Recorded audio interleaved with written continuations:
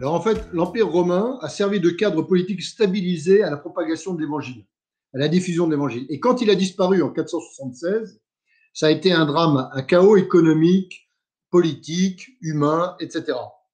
Et en fait, d'abord, le cadre politique stabilisé, il a été créé grâce à l'édit de Milan en 313 par Constantin, et puis celui de Théodose en 380 qu'on connaît un peu moins bien, qui a permis justement de rendre plus ou moins officiel, ou en tout cas de développer la propagation du christianisme dans l'Empire.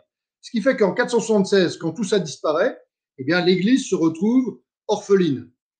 Malgré tout, ça n'a pas été qu'un l'hydrose, parce que, souvenons-nous, Constantin en 313 et même Théodose, ce sont eux qui convoquent le concile de Nicée de 325 ou le concile de Constantinople par la suite.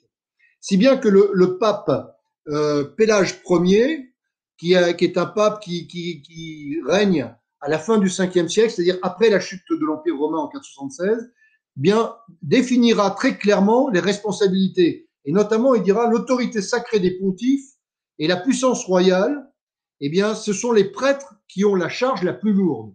Et il appartient au pouvoir temporel de se soumettre au pouvoir spirituel. Voilà, c'est un peu le cadre général de l'affaire.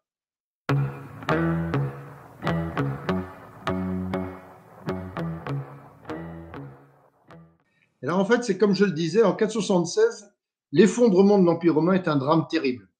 Ce qui fait que dans ce drame, il y a la déchristianisation. Par exemple, les Anglais, qui étaient la Britannia romaine, perdent globalement sous l'invasion des barbares toute référence chrétienne.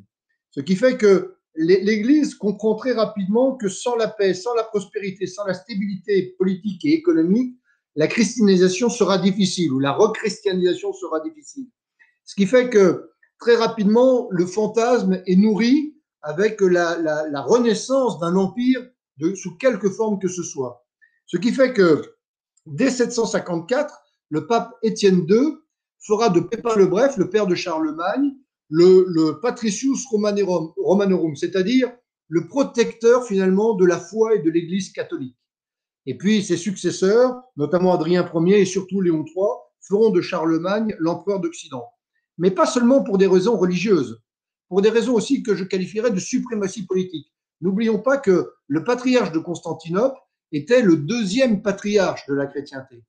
Or, il remettait de plus en plus en cause l'autorité spirituelle du pape, d'abord parce que Constantinople était encore une capitale, alors que Rome n'était plus qu'une ville de second plan, et puis ensuite parce que lui, il était adossé à un véritable empire, avec un véritable empereur.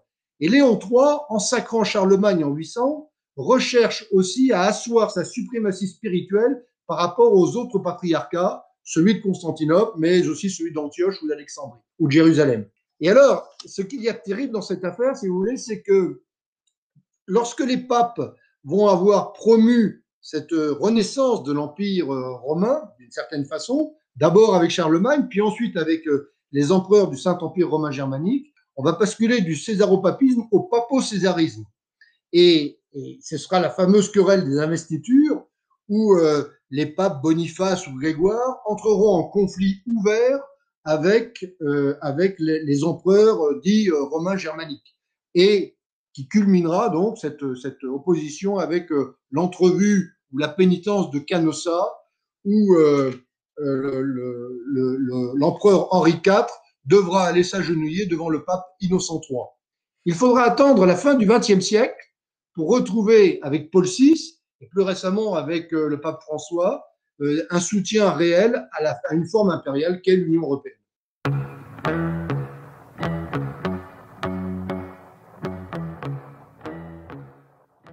Oui, je crois fondamental. D'abord, c'est pas la première fois, comme je le disais, qu'il y a une déchristianisation en Europe. C'était vrai au VIe et au VIIe siècle, par exemple, et c'est l'essor des abbayes bénédictines qui, par un maillage savant, va permettre la rechristianisation progressive par des îlots de stabilité, d'ailleurs, à la fois spirituelle et matérielle, la recréstination de l'Europe.